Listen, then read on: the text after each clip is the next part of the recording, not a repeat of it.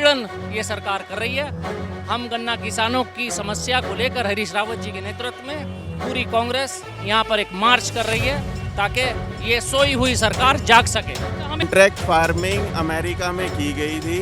आप वहाँ की केस स्टडी उठा के देख लीजिए कि किसानों का क्या हाल हुआ है। देखिए, जो कॉन्ट्रैक्ट होता है उसमें बहुत समय से चलता आ रहा है हमारे देश में, उसमें दिक्कत क्या है? बहुत सारी जमीन है, लोग कॉन्ट्रैक्ट पे देते हैं। कहाँ चलता आ रहा है बताइए जरा। जब बीजेपी सत्ता में होती है तो आप लोग सड़कों पे होते हैं, और जब आप लोग सत्ता में होते हैं तो बीजेपी सड़कों पर होती है। फिक्स कोई नहीं कर रहा। किसानों को दोनों तरीके से पॉलिटिक्स में पिसना पड़ रहा है यहाँ पर, आपकी भी और बीजेपी की। तो आप लोगों की तरफ से भाई एज ए विपक्ष क्या अभी किया जा रहा है, ये आप हमें बताइए। ये ट्रैक्टर ट्रॉलियाँ जा रही हैं मील में, और उसका अभी तक रेट घोषित नहीं है। तो ये बिल्कुल ऐसे है कि आदमी ने अपना सामान दे दिया, सामान का जो है प्रोडक्शन होके बिक भी गया, अभी तक रेट नहीं पता कि रेट क्या है। ये पदयात्रा हमारी गन्ना किसानों की समस्या को लेकर है और चीनी मिल चले हुए हफ्ता भर से ऊपर हो गया, लेकिन अभी तक प्रोफेसर देवेंद्र प्रताप सैनी जी हैं, तो वो भी पद यात्रा में शामिल हो रहे हैं। सर, कैसा लग रहा है पद यात्रा आज आप लोग निकाल रहे हैं? सबसे पहले मेरा यही सवाल। बहुत अच्छा लग रहा है। अच्छे का मतलब ये है कि विरोध प्रदर्शन है और आज पूरा इलाका निकला हुआ है किसानों की मांगों को उठाते हुए।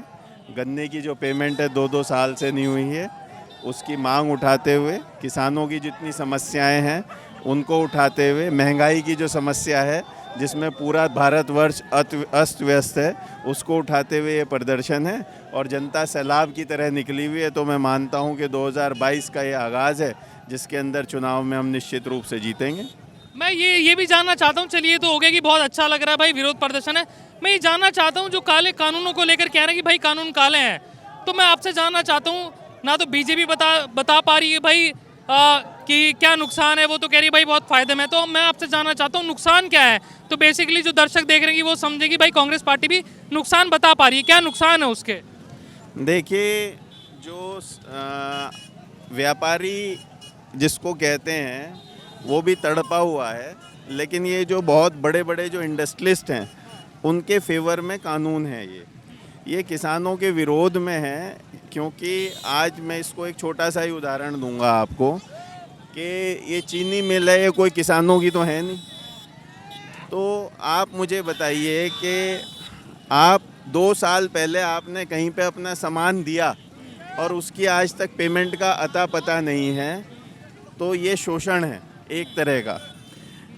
अगले सत्र की पेराई जो है वो शुरू हो गई है और गन्ना लोग, यदि आप देख रहे होंगे, कैमरा घुमाएंगे, ट्रैक्टर ट्रॉलियाँ जा रही हैं मील में, और उसका अभी तक रेट घोषित नहीं है।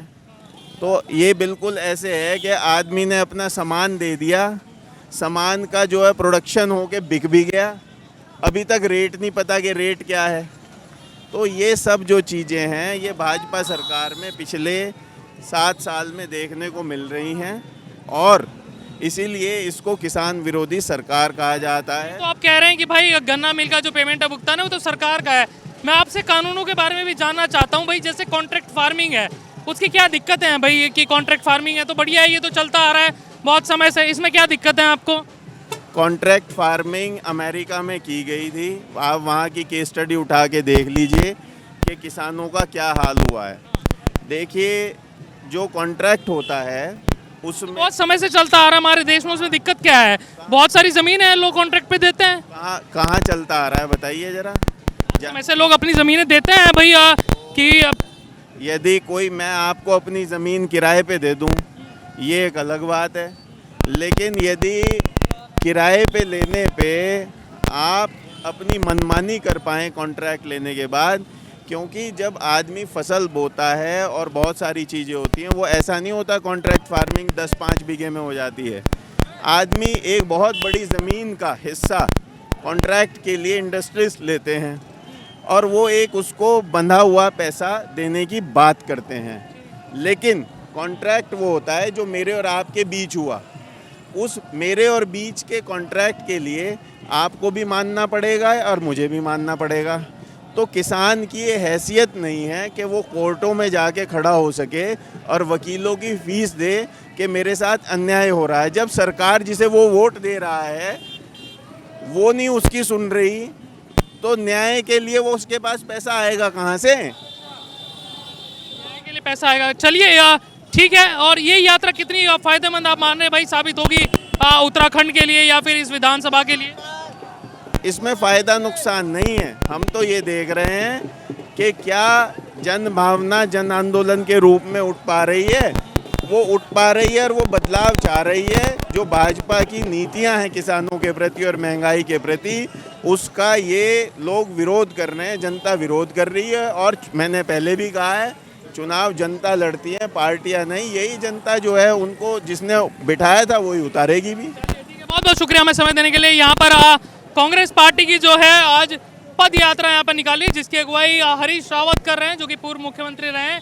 और देखना होगा भाई कितना अच्छा रहेगा इस उत्तराखंड के लिए और इस विधानसभा के लिए।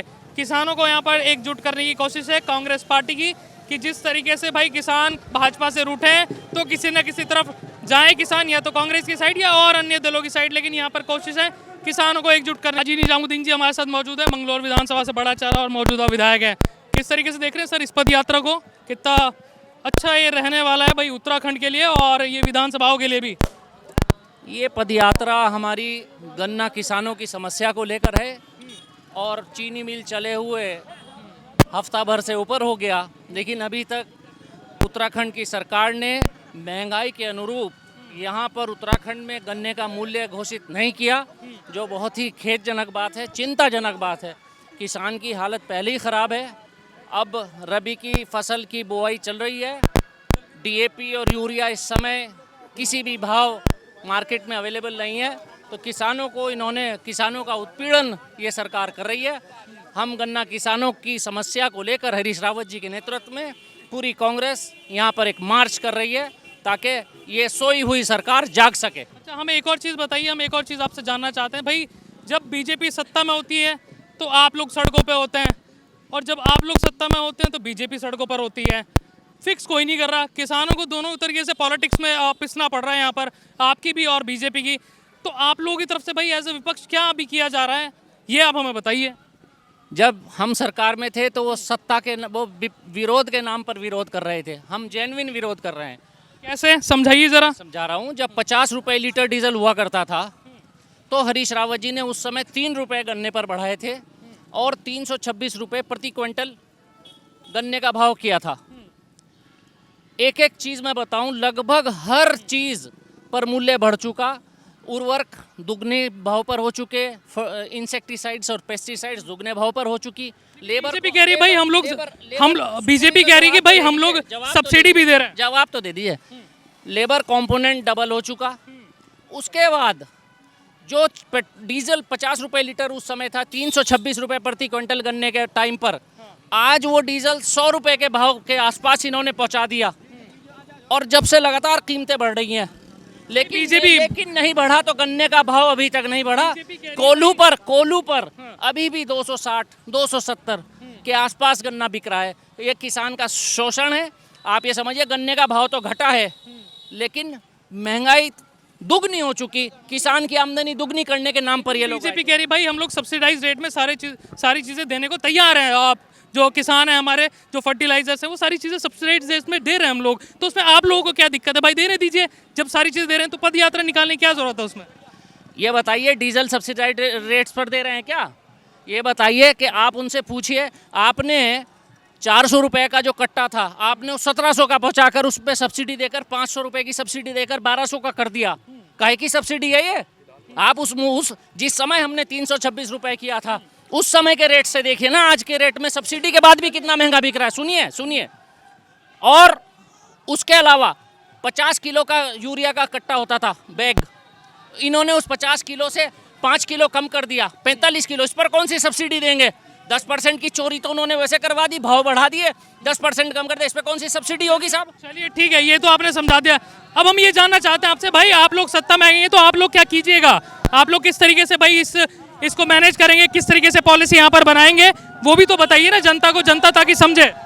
हमने जब कांग्रेस पार्टी सत्ता में आई है, कांग्रेस बोलती कम है, करती ज्यादा है। जब जब कांग्रेस सत्ता में आई है, किसान की कर्ज से कमर टूट रही थी, तो केंद्र सरकार जब थी हमारी यूपीए 1 आई थी, तो देश से 75,000 करोड़ रुपए का कर्ज एक शॉट में हम लोगों ने माफ किया। वो ठीक है, इतिहास ठीक है, अभी बताइए अभी क्या करेंगे प्रेजेंट सिचुएशन। इतिहास ही तो हमारी बुनियाद हमारे इतिहास पर रखी हुई है, और जो हमने पीछे किया है उससे बेहतर आगे हम करेंगे। इस समय देश का सबसे महंगा गन्ना पंजाब में है, 364 रुपए प्रति क्विंटल है। मैं उत्तराखंड के बारे में आपसे जानना चाहता हूँ। हम और जगह कर रहे हैं, वही नीतियाँ तो हम यहाँ लागू करेंगे।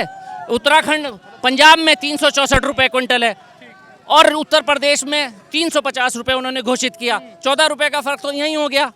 डीजल वहाँ कम है, यहाँ ज़्यादा है। हिंदुस्तान की सबसे सस्ती बिजली पंजाब में है किसान के लिए। तो जो हमारी और सरकारें कर रही हैं, गन्ना और किसानों का कर्ज राजस्थान और पंजाब की सरकारें माफ कर रही हैं, वही काम, वही बेहतर तरीका हम यहाँ करेंगे। मान लें कि भाई अब काजी निजामुद्दीन जी कह रहे हैं कि जो पंजाब में और राजस्थान में जो सरकारें कर रही है किसानों कर्ज माफ कर रही, तो वो यहाँ भी होगा। बिल्कुल, तो ये कहते हैं हम कि भाई बिल्कुल कहिए, किसानों का कर्ज माफ करने की दिशा में कांग्रेस पार्टी उत्तराखंड में चलेगी। सबसे सस्ती बिजली हम यहाँ देने का प्रयास करेंगे।